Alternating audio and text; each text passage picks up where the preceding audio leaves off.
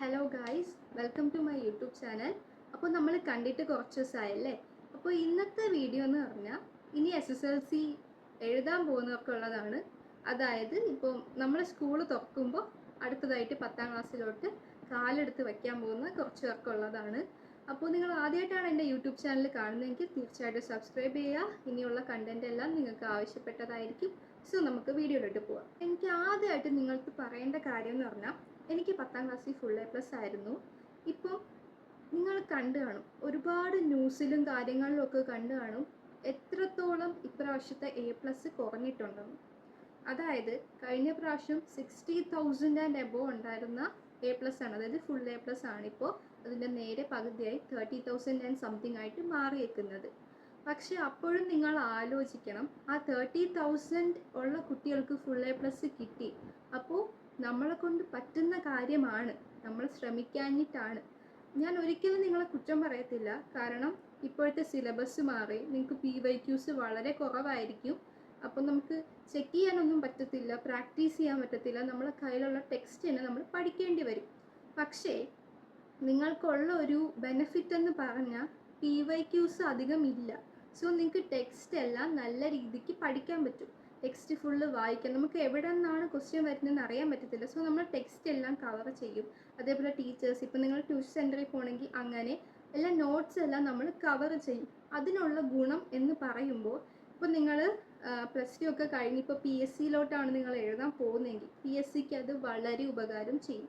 കാരണം 10th level PSC ഉണ്ട്. അതേപോലെ PSCയുടെ കാര്യം ഞാൻ പറഞ്ഞല്ലോ, അതിന് ഏറ്റവും ബെനഫിഷ്യൽ ആയിട്ടുള്ള കാര്യമായിരിക്കും നിങ്ങൾ 10ാം ക്ലാസ്സിലെ ടെക്സ്റ്റ് നന്നായിട്ട് വായിക്കുന്നത്. സോ അത് നിങ്ങൾക്ക് ഒരിക്കലും ഒരു ബെനഫിറ്റ് അല്ലാതെ വേറൊന്നും ആകത്തില്ല. സോ അതൊരു നല്ല കാര്യമാണ്. ഇനി നമ്മൾ 10ാം ക്ലാസ്സിലോട്ട് പോവുകയാണ്. നിങ്ങൾ ആരും പേടിക്കേണ്ട ആവശ്യമില്ല, അയ്യോ ഇപ്രാവശ്യം A+ തീരെ കുറഞ്ഞു, അപ്പോൾ നമ്മൾ പോകുമ്പോൾ എന്തായിരിക്കും. ഇപ്പം എല്ലാവരും പറയുന്ന പോലെ നമ്മൾ ജീവിതത്തിൽ ഒരു ടേണിംഗ് പോയിന്റ് ആയിരിക്കും 10ാം ക്ലാസ് എന്ന് പറയുന്നത്. റിസൾട്ട് വരുന്ന ദിവസം ഇത്രയും നാളും ആരും ചോദിച്ചില്ല നിനക്ക് എത്ര A+ ഉണ്ട് അല്ലെങ്കിൽ നിനക്ക് എത്ര മാർക്ക് ഉണ്ടെന്ന് ആരും ചോദിക്കത്തില്ല. പക്ഷേ ഫസ്റ്റ് ആദ്യമായിട്ട് നിങ്ങൾക്ക് ചോദിക്കുന്ന കാര്യം 10ാം ക്ലാസ്സിൽ നിങ്ങൾക്ക് എത്ര A+ ഉണ്ടായിരുന്നു എന്നതായിരിക്കും. സോ നിങ്ങൾ ആലോചിക്കുക, ഏറ്റവും ഇമ്പോർട്ടൻ്റ് ആയിട്ടുള്ള കാര്യം തന്നെയാണ് 10ാം ക്ലാസ് ഫുൾ A+. അത് നമുക്ക് ഈ വർഷം കൊണ്ട് അറിയാൻ പറ്റും. നിങ്ങൾ ഇതിന് മുമ്പത്തെ കുറച്ച് വർഷങ്ങളിൽ എടുത്ത് നോക്കിയാൽ ഫുൾ A+ൻ്റെ എണ്ണം കൂടുതലായിരുന്നു അത്യാവശ്യം. കാരണം കൊറോണ ടൈമിൽ ഉള്ള ഒരു അഡ്ജസ്റ്റ്മെൻറ്റ്, ഫോക്കസ് ഏരിയ അങ്ങനെയുള്ള കാര്യങ്ങളൊക്കെ വന്നപ്പോൾ നമുക്ക് സിലബസ് കുറച്ചുകൂടെ എളുപ്പമായി. കുറച്ച് പഠിച്ചാൽ മതി, നമുക്കറിയാം എവിടെ നിന്നാണ് ക്വസ്റ്റ്യൻ വരുന്നത്, അതിൻ്റെ PYQs ഒരുപാട് സോഴ്സ് നമുക്ക് ഉണ്ടായി. പക്ഷേ നിങ്ങൾക്ക് പണി കിട്ടിയത് ഇപ്പോഴാണ്. കാരണം പുതിയ സിലബസ് ആയപ്പോൾ നിങ്ങൾക്ക് PYQs ഇല്ല. PYQs ആണ് ഒരു എക്സാമിൻ്റെ ഏറ്റവും ഇമ്പോർട്ടൻ്റ് ആയിട്ടുള്ള കാര്യം. കാരണം നമുക്കറിയാം എവിടെ നിന്നായിരിക്കും ക്വസ്റ്റ്യൻ വരുന്നത്. കഴിഞ്ഞ വർഷങ്ങളിൽ ഈ ഒരു ഏരിയയിൽ നിന്ന് ചോദിച്ചു. സോ നമുക്കറിയാൻ പറ്റും. അപ്പോൾ നിങ്ങൾ ഈ വർഷം ചെയ്യേണ്ട കുറച്ച് കാര്യം ഞാൻ പറഞ്ഞു തരാം. സോ അത് നിങ്ങളെല്ലാവരും ശ്രദ്ധിച്ച് കേൾക്കുക. ഒരു സ്റ്റഡി പ്ലാൻ അങ്ങനെ വേണമെങ്കിൽ നിങ്ങൾക്ക് അതിനെ കൺസിഡർ ചെയ്യാം. സോ ഞാൻ ഇവിടെ ഉദ്ദേശിക്കുന്നതെന്ന് വെച്ചാൽ നിങ്ങൾക്ക് എങ്ങനെ 10ാം ക്ലാസ്സിൽ ഫുൾ A+ വാങ്ങിച്ചെടുക്കാം എന്നുള്ളൊരു പോയിന്റ് ബേസ് ചെയ്തിട്ടായിരിക്കും ഞാൻ പറയാൻ പോകുന്നത്. സോ നിങ്ങളെല്ലാവരും ഇത് സ്കിപ്പ് ചെയ്യാതെ കാണുക, നിങ്ങൾക്ക് മനസ്സിലാവും ഞാൻ എന്താണ് പറയുന്നതെന്ന്. 10ാം ക്ലാസ് ഉഴപ്പി പഠിച്ചെന്നും പറഞ്ഞ് മാർക്ക് കുറയത്തില്ല, എല്ലാവർക്കും A+ വാരി കൊടുക്കും എന്നുള്ളൊരു പരാതി കഴിഞ്ഞ വർഷങ്ങളിൽ ഫുള്ള് ഉണ്ടായിരുന്നു, മീൻസ് വ്യാപകമായിട്ടുണ്ടായിരുന്നു. സോ അത് മാറ്റാൻ വേണ്ടിയിട്ടാണ് ഇവരിങ്ങനെ ഒരു മാറ്റം കൊണ്ടുവന്നത്. സോ നമ്മളുടെ സ്റ്റഡി ചെയ്യുന്ന സ്റ്റാൻഡേർഡ് കൂട്ടാനായിരിക്കാം ഇങ്ങനെ. ഇപ്പം അത് ഒരു കണക്കിന് നിങ്ങൾക്ക് നല്ല കാര്യമാണ് ചെയ്ത് തരുന്നത്. സോ നമുക്ക് എങ്ങനെയാണ് 10ാം ക്ലാസ്സിൽ ഫുൾ A+ വാങ്ങിച്ചെടുക്കാം എന്ന് നോക്കാം. സോ ആ സ്റ്റഡി പ്ലാനിൻ്റെ ചെറിയൊരു വേർഷൻ ഞാൻ നിങ്ങൾക്ക് പരിചയപ്പെടുത്തി തരാം. നിങ്ങൾ ഈ ഒരു സ്റ്റഡി പ്ലാൻ മനസ്സിൽ വെച്ചുകൊണ്ട് ചെയ്യുക. ഓക്കെ, ഞാൻ ഫോളോ ചെയ്ത ഫസ്റ്റ് കാര്യം എന്ന് പറഞ്ഞാൽ, നമുക്ക് ടീച്ചേഴ്സ് നോട്ട്സ് തരുമല്ലോ, ആ നോട്ട്സിന് കൂടുതൽ ഫോക്കസ് ചെയ്യാതെ ടെക്സ്റ്റ് ആയിരിക്കും ഞാൻ മാർക്ക് ചെയ്യുന്നത്. സോ അതിലെ മെയിൻ പോയിൻറ്റ്സ്, ഇയേഴ്സ്, ഇപ്പോൾ സോഷ്യലൊക്കെ പഠിക്കുമ്പോൾ അതിൻ്റെ ഇയേഴ്സൊക്കെ നമ്മൾ മാർക്ക് ചെയ്യും. ഒരുപാട് റെവല്യൂഷൻസും അങ്ങനത്തെ കാര്യങ്ങളൊക്കെ ഉണ്ട്. സോ അതൊക്കെ മാർക്ക് ചെയ്യും. അതേപോലെ അപ്പോൾ ഒരു സെൻറ്റൻസിൽ തന്നെ നമുക്ക് ഓർത്ത് വെക്കേണ്ട ഒരു കീ വേർഡ് കാണും അതിൻ്റെ അകത്ത്. അപ്പോൾ അത് നമ്മൾ ഹൈലൈറ്ററോ അല്ലെങ്കിൽ സ്കെച്ച് പെന്നോ അല്ലെങ്കിൽ സാധാ പെന്നോ ഒക്കെ വെച്ച് മാർക്ക് ചെയ്ത് വെക്കുക. അപ്പോൾ ഓരോ സബ്ജക്റ്റും, ഇപ്പം സോഷ്യലിൻ്റെ കാര്യം മാത്രമല്ല ഞാൻ പറയുന്നത്, ഓരോ സബ്ജക്റ്റും നമ്മൾ വായിക്കുക, ടെക്സ്റ്റ് നന്നായിട്ട് വായിക്കുക. എന്നിട്ട് ഓരോ സെൻറ്റൻസിലും നിങ്ങൾക്ക് ഏതാണോ അതിൻ്റെ കീ വേർഡ്, ആ ഒരു വേർഡ് ഓർമ്മിച്ചാൽ നിങ്ങൾ ആ സെൻറ്റൻസ് ഓർക്കും എന്നുള്ള ഇതുണ്ടെങ്കിൽ ആ കീ വേർഡ് ആദ്യം മാർക്ക് ചെയ്യുക. സോ ഇതാണ് ഫസ്റ്റ് ടിപ്പെന്ന് പറഞ്ഞാൽ എല്ലാവരും ഇത് ഫോളോ ചെയ്ത് നോക്കുക. അതായത് ടെക്സ്റ്റ് വായിച്ചിട്ട് അതിൻ്റെ ഇമ്പോർട്ടൻറ്റ് പോയിൻറ്റ്സ് മാർക്ക് ചെയ്യുക, അങ്ങനെ എന്തെങ്കിലും എഴുതി വയ്ക്കുക. ഇനി രണ്ടാമത്തെ പോയിന്റ് എന്ന് പറഞ്ഞാൽ നിങ്ങളിപ്പം കറക്റ്റ് ഒരു സ്റ്റഡി പ്ലാൻ ഉണ്ടാക്കണമെന്നില്ല. അതായത് 10th ക്ലാസ് എന്ന് പറഞ്ഞാൽ ഭയങ്കര ഡിഫിക്കൽട്ട് ലെവലൊന്നും അല്ല.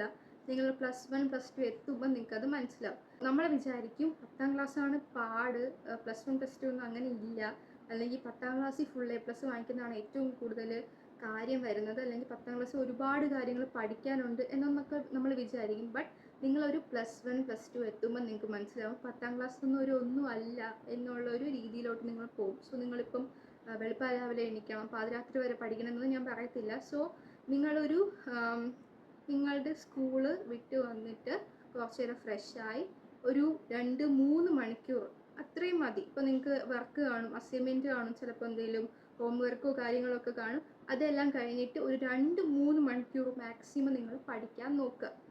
എല്ലാവരും പറയും രാവിലെ എഴുന്നേറ്റ് പഠിക്കുന്നത് നല്ല കാര്യമാണ്, ബട്ട് ഞാൻ ഒരിക്കലും അങ്ങനെ ചെയ്തിട്ടില്ല. കാരണം എനിക്ക് രാവിലെ എഴുന്നേൽക്കാൻ നല്ല മടിയാണ്. സോ ഞാനിത് ഒരിക്കലും അങ്ങനെ ചെയ്തിട്ടില്ല. ഇപ്പോൾ നമ്മളുടെ പബ്ലിക് എക്സാമൊക്കെ വന്നപ്പോൾ ഒരു ടൈം ടേബിളൊക്കെ ഇട്ടാണ് പഠിച്ചത്. കാരണം ഫുൾ ടൈം നമ്മൾ വീട്ടിലുണ്ട്. അപ്പോൾ രാവിലെ ഇത്ര മണിക്കൂർ പഠിക്കണം, എത്ര മണിക്കൂർ നമ്മളുടെ ഫുഡ് അതേപോലെ അല്ലാത്ത ആക്ടിവിറ്റീസിനൊക്കെ മാറ്റി വെക്കണം എന്നൊക്കെ ലാസ്റ്റ് കുറച്ച് സമയം മാത്രം ഞാൻ നോക്കിയായിരുന്നു. അതുകൊണ്ട് നിങ്ങൾ ഒരിക്കലും സ്റ്റഡി ടൈം ടേബിളൊക്കെ ഇട്ട് പഠിക്കണമെന്ന് ഞാൻ പറയത്തില്ല. ഇത്ര മാത്രം ശ്രദ്ധിച്ചാൽ മതി. നിങ്ങൾ പഠിക്കുന്ന സമയം അതിന് കൂടുതൽ കോൺസെൻട്രേഷൻ കൊടുക്കുക. ഇപ്പം ഇന്ന് നിങ്ങൾ പഠിച്ചു, നാളെ ചോദിച്ചാൽ നിങ്ങൾക്കത് ഓർമ്മ കാണണം, ആ രീതിയിൽ നിങ്ങൾ പഠിക്കുക. ഇപ്പം ഇന്ന് നിങ്ങൾ ജസ്റ്റ് ഒരു 2 വരി നിങ്ങൾ വായിച്ചോളൂ, പക്ഷേ വായിക്കുന്ന കാര്യം നമ്മൾ നന്നായിട്ട് മനസ്സിലാക്കി വായിക്കുക, അത്രയും മതി. സോ അതാണ് രണ്ടാമത്തെ ടിപ്പ്. ഇനി മൂന്നാമത്തെ ടിപ്പെന്ന് പറഞ്ഞാൽ ഞാൻ ഫോളോ ചെയ്ത കാര്യം എന്ന് വെച്ചാൽ, ഇപ്പോൾ രാത്രി നമ്മൾ ഒരു പാരഗ്രാഫ് മതി, അത് നമ്മൾ പഠിച്ചു, പിറ്റേന്ന് രാവിലെ ആ പാരഗ്രാഫ് ഒരു തവണ കൂടി വായിച്ചു നോക്കുക. അപ്പോൾ നിങ്ങൾക്ക് മനസ്സിലാവും നിങ്ങളത് നന്നായിട്ട് പഠിച്ചിട്ടുണ്ടോ. പോരെങ്കിൽ രാത്രി കുറച്ചും കൂടി നന്നായിട്ട് പഠിക്കുക, അപ്പോൾ രാവിലെ നിങ്ങൾക്ക് നല്ലോണം ഓർമ്മ കാണും. സോ റിവിഷൻ ഒരു ഇമ്പോർട്ടൻറ്റ് ഫാക്ടറാണ്. ഓക്കെ, അതാണ് നമ്മളുടെ മൂന്നാമത്തെ ടിപ്പ്. ഇനി നാലാമത്തെ ടിപ്പെന്ന് പറഞ്ഞാൽ, ഇപ്പോഴത്തെ എക്സാമിൻ്റെ പേപ്പർ നിങ്ങൾക്കിപ്പം ഒരു വർഷത്തെ ക്വസ്റ്റ്യൻ പേപ്പറോടെ കിട്ടിയിരിക്കുകയാണ്. സോ നിങ്ങൾ ഈ വർഷത്തെ പേപ്പർ നന്നായിട്ട് അനലൈസ് ചെയ്യണം. അപ്പോൾ നമുക്ക് മനസ്സിലാവും. അപ്പോൾ പബ്ലിക് എക്സാമിൻ്റെ പേപ്പർ മാത്രം നോക്കിയാൽ പോരാ, നമുക്ക് ഗൂഗിളിലും അതേപോലെ യൂട്യൂബിലും ഒക്കെ ടീച്ചേഴ്സ് ഒക്കെ പറയും, അവർക്ക് ഓരോ ക്വസ്റ്റ്യൻ ഡിസ്കഷനും കാര്യമൊക്കെ കാണും. അപ്പോൾ മിഡ് ടേം ആയാലും ക്രിസ്മസ് എക്സാം ആയാലും ഓരോന്നിനും ക്വസ്റ്റ്യൻ പേപ്പർ കാണും. അതിൻ്റെ അനാലിസിസും അതിൻ്റെ ആൻസർ കീയും അതിൻ്റെ കൂടെ തന്നെ കാണും. അപ്പോൾ അതിൻ്റെ എക്സ്പ്ലനേഷനും യൂട്യൂബിലും ഗൂഗിളിലും ഒക്കെ കാണും. സോ അത് നിങ്ങൾ നന്നായിട്ട് അസസ് ചെയ്യുക. സോ ഇപ്പം ഇവിടെ നിന്ന് ഒരു ക്വസ്റ്റ്യൻ വന്നു, സോ അടുത്ത വർഷം ആ ക്വസ്റ്റ്യൻ തന്നെയോ അല്ലെങ്കിൽ അതിൻ്റെ ബിഫോർ ആഫ്റ്റർ പാർട്ടിൽ നിന്നോ ക്വസ്റ്റ്യൻ ചോദിക്കുക. സോ അതൊരു പോസിബിലിറ്റി ആയിട്ട് കണ്ടിട്ട് അങ്ങനെ ഒരു കാര്യം നിങ്ങൾ മനസ്സിലാക്കി വയ്ക്കുക. സോ ഇനി നെക്സ്റ്റ് ടിപ്പെന്ന് പറഞ്ഞാൽ, നിങ്ങൾ പത്രം വായിക്കുന്നവരാണോ എങ്കിൽ ഞാൻ ഫോളോ ചെയ്തൊരു കാര്യമാണ്, എൻ്റെ വീട്ടിൽ മാതൃഭൂമിയാണ് പത്രം, ഏത് പത്രം ആയിക്കോട്ടെ. ഇപ്പോൾ പഠിപ്പുരയാണ് മലയാള മനോരമയിൽ, മാതൃഭൂമിയിൽ വിദ്യയാണ്. അപ്പോൾ ഓരോ പത്രത്തിലും ഓരോ പേരായിരിക്കും അതിൻ്റെ എഡ്യൂക്കേഷൻ ബേസ്ഡ് ആയിട്ടുള്ള ന്യൂസ് വരുന്ന. സോ അതിൻ്റെ അകത്ത് നമുക്ക് SSLCയുടെ ഒരു ടൈം ആകുമ്പോൾ, അതിൻ്റെ പബ്ലിക് എക്സാമിൻ്റെ ഒരു ടൈമിൻ്റെ കുറച്ച് മുമ്പാകുമ്പോഴത്തേക്കും നമുക്കൊരു ഒരു പ്രോഗ്രാം കണക്ക് ക്രാക്ക് SSLC എന്നുള്ളൊരു പോർഷൻ കാണും നമുക്ക് പഠിക്കാനായിട്ട്. അതിനെ കട്ട് ചെയ്ത് വെച്ചിട്ട് വായിച്ചിട്ടുണ്ട്. ആൻഡ് അത് മലയാളത്തിലായിരിക്കും. നിങ്ങൾ ഏത് മീഡിയക്കാരായിക്കോട്ടെ അത് നിങ്ങൾക്ക് ഉപകാരപ്പെടും. ആൻഡ് നമ്മൾ പഠിച്ച കാര്യങ്ങൾ തന്നെയായിരിക്കും അവരൊന്നും കൂടെ റിവൈസ് ചെയ്ത് തരുന്നത്. ചിലപ്പോൾ നമ്മൾ കേൾക്കാത്ത കാര്യങ്ങൾ ഒക്കെ അതിൻ്റെ അകത്ത് കാണും. എനിക്കതിൽ ഏറ്റവും എഫിഷ്യൻ്റ് ആയിട്ട് തോന്നി, അല്ലെങ്കിൽ നല്ലൊരു വർക്കായിട്ട് തോന്നിയെന്ന് വെച്ചാൽ, നമ്മൾ ഇംഗ്ലീഷിൽ അപ്രീസിയേഷനൊക്കെ എഴുതാൻ കാണുമല്ലോ. സോ അതിൻ്റെയൊക്കെ ചെറിയ ചെറിയ നോട്ട് അതിനകത്ത് കൊടുത്തിട്ടുണ്ടാവും. സോ ആ ഒരു ഇത് എനിക്ക് നന്നായിട്ട് ഉപകാരപ്പെട്ടു എന്ന് ഞാൻ പറയാം. കാരണം ഇപ്പോൾ നമുക്ക് അപ്രീസിയേഷൻ 6 മാർക്കിനൊക്കെ ആയിരിക്കും ചോദിക്കുന്നത്. നമ്മൾ നോട്ടിലുള്ളത് അതേപോലെ കാണാതെ പഠിച്ച് പോകാനായിട്ട് ഒരുപാട് കഷ്ടപ്പെടും. ഞാൻ ഫേസ് ചെയ്ത ഒരു പ്രോബ്ലമാണത്. എനിക്ക് കാണാതെ പഠിക്കാൻ ഭയങ്കര പാടാണ്. സോ അവർ തരുന്ന സെൻറ്റൻസ് നല്ല ടഫായിരിക്കും. അപ്പോൾ ഞാൻ എത്ര പഠിച്ചിട്ടും എനിക്കത് മൈൻഡിൽ ഇരിക്കത്തില്ല. ചിലപ്പോൾ ഞാൻ വേർഡ് മറക്കും, ചിലപ്പോൾ അത് കീവേഡായിരിക്കും. അതുകൊണ്ട് ഞാൻ ജസ്റ്റ് ഇത് വായിച്ചപ്പോൾ, ഈ പത്രത്തിലുള്ളത് വായിച്ചപ്പോൾ എനിക്കത് കുറച്ചുകൂടി ഈസി ആയിട്ട് തോന്നി. എന്നെക്കൊണ്ട് എഴുതാൻ പറ്റുന്ന സിമ്പിൾ സെൻറ്റൻസ് ആയിട്ട് തോന്നി. സോ അവരും നമ്മളുടെ ടീച്ചേഴ്സിനെ പോലുള്ള ടീച്ചേഴ്സാണ്. സോ അവരുടെ സെൻറ്റൻസും എനിക്ക് നന്നായിട്ട് ഇഷ്ടപ്പെട്ടു. സോ ഇതാണ് നിങ്ങളുടെ അടുത്ത point. News paper cuttings collect ചെയ്തിട്ട് വായിക്കുക. സോ ഇനി നമ്മളുടെ നെക്സ്റ്റ് ടിപ്പിലോട്ട് പോവാം. നെക്സ്റ്റ് ടിപ്പ് എന്ന് പറഞ്ഞാൽ നമ്മളുടെ ലാസ്റ്റ് ടിപ്പാണ്.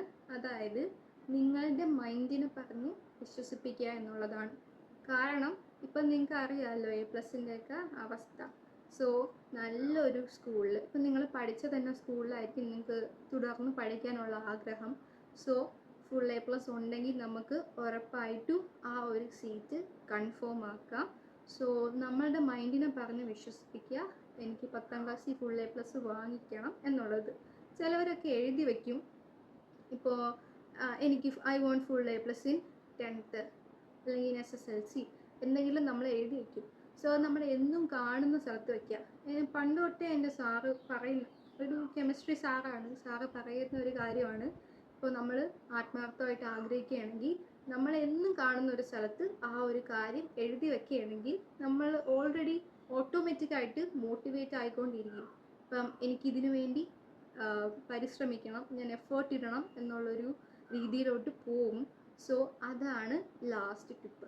നിങ്ങളെ പറഞ്ഞ് വിശ്വസിപ്പിക്കുക, അല്ലെങ്കിൽ നിങ്ങളെ സ്വന്തമായിട്ട് അതിനു വേണ്ടി ഹാർഡ് വർക്ക് ചെയ്യാൻ പ്രേരിപ്പിക്കുക.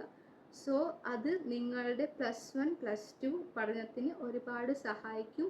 ഇപ്പം നിങ്ങൾക്ക് 10th ഫുൾ A+ കിട്ടിയെന്ന് വിചാരിക്കുക. സോ നിങ്ങൾ ബാക്കിയുള്ള ടീച്ചേഴ്സും അതേപോലെ ഫ്രണ്ട്സും പിന്നെ നിങ്ങളുടെ ഫാമിലി മെമ്പേഴ്സും നിങ്ങളെ അപ്രീഷിയേറ്റ് ചെയ്യും. സോ ആ ഒരു പ്രൗഡ് മൊമെൻറ്റ് അത് ഭയങ്കര വലുതാണ്. അത് ഒരു പ്രാവശ്യം അനുഭവിച്ച ആൾക്കത് മനസ്സിലാവും. സോ നമ്മൾ ഒരിക്കലും അത് ലൂസ് ചെയ്യാൻ തീരുമാനിക്കത്തില്ല. സോ ആ ഒരു പൊട്ടൻഷ്യലിൽ തന്നെ നമ്മൾ +1ഉം +2ഉം പഠിക്കാനായിട്ട് ഒരു മോട്ടിവേഷൻ നമ്മളായിട്ട് അവിടെ ക്രിയേറ്റ് ചെയ്യുവാണ്. സോ നിങ്ങൾ തന്നെ നിങ്ങളുടെ മൈൻഡിനെ വിശ്വസിപ്പിക്കുക. അപ്പോൾ നിങ്ങൾക്ക് എന്തെങ്കിലും ടിപ്സും കാര്യങ്ങളൊക്കെ വേണമെങ്കിൽ എൻ്റെ കമൻറ്റ് ബോക്സിൽ കമൻറ്റ് ചെയ്യാവുന്നതാണ്. ഞാൻ തീർച്ചയായിട്ടും റിപ്ലൈ തരും. നിങ്ങൾക്ക് എന്തെങ്കിലും ബുദ്ധിമുട്ട് അല്ലെങ്കിൽ ഫാമിലി ഇഷ്യൂസോ അല്ലെങ്കിൽ ടീച്ചേഴ്സിൻ്റെ പ്രശ്നമോ എന്തെങ്കിലും ഉണ്ടെങ്കിൽ അത് സോൾവ് ചെയ്യാൻ എന്നാലാവുന്ന വിധം എനിക്ക് പറഞ്ഞു തരാൻ പറ്റുന്ന സൊല്യൂഷൻസൊക്കെ ഞാൻ പറഞ്ഞു തരും. സോ ഇന്നത്തെ വീഡിയോ ഇത്രയേ ഉള്ളൂ. എനിക്ക് ഒരു വീഡിയോ എടുക്കാൻ തോന്നിയെന്ന് വെച്ചാൽ ഇപ്രാവശ്യത്തെ റിസൾട്ട് തന്നെയാണ്. സോ കൂടുതൽ കുട്ടികളും പാനിക് ആവും, അയ്യോ എന്നുള്ളൊരു ലെവലിലോട്ട് ആവും. സോ എല്ലാവർക്കും ആ ഒരു മൈൻഡ് മാറ്റണം എന്നുള്ളൊരിതും എല്ലാവരെയും ഒന്ന് മോട്ടിവേറ്റ് ചെയ്യണം. ഇപ്പോൾ ഒരിക്കലും ഞാൻ ഉപദേശിക്കുകയല്ല, നിങ്ങൾക്കൊരു സപ്പോർട്ട് തരുവാണ്, നിങ്ങളെ കൊണ്ട് പറ്റുമെന്നുള്ളൊരു കാര്യം തരണം എനിക്കെന്ന് തോന്നി. ഇപ്പോൾ 10th കുട്ടികളെന്ന് പറയുമ്പോൾ അത്രയും മെച്ചുവേർഡ് അല്ല അവർ. 10th കുട്ടികളെന്ന് വെച്ചാൽ അവർക്ക് എന്ത് വേണമെങ്കിലും സംഭവിക്കും. ഇപ്പം തന്നെ അറിയാം, നമുക്ക് ന്യൂസിലും കാര്യങ്ങളിലൊക്കെ മരണവും കാര്യങ്ങളൊക്കെ ഉണ്ട്. സോ അവരുടെ മൈൻഡ് എപ്പോൾ വേണമെങ്കിലും മാറിപ്പോകാം. സോ ആ ഒരു കാര്യം കൂടെ കൊണ്ടാണ് ഞാൻ ഈ വീഡിയോ ചെയ്തത്. എന്തെങ്കിലും ഹെൽപ്പ് വേണമെങ്കിൽ ചോദിച്ചാൽ മതി, ഉറപ്പായിട്ട് നമുക്കത് സോൾവ് ചെയ്യാം. അപ്പോൾ എല്ലാവരും ഈ ഒരു രീതിയൊക്കെ പിന്തുടർന്ന് നന്നായിട്ട് പഠിക്കുക. സ്കൂൾ തുറക്കാൻ പോകുന്നേ ഉള്ളൂ. അപ്പോൾ തുടക്കം തന്നെ പ്ലാൻ ചെയ്ത് പഠിക്കുക, നിങ്ങളെ കൊണ്ട് പറ്റും. സോ ഇന്നത്തേക്ക് ഇത്രയേ ഉള്ളൂ. അപ്പോൾ എല്ലാവരും ചാനൽ സബ്സ്ക്രൈബ് ചെയ്യുക, പ്ലാനൊക്കെ ഫോളോ ചെയ്യുക. Okay, thank you.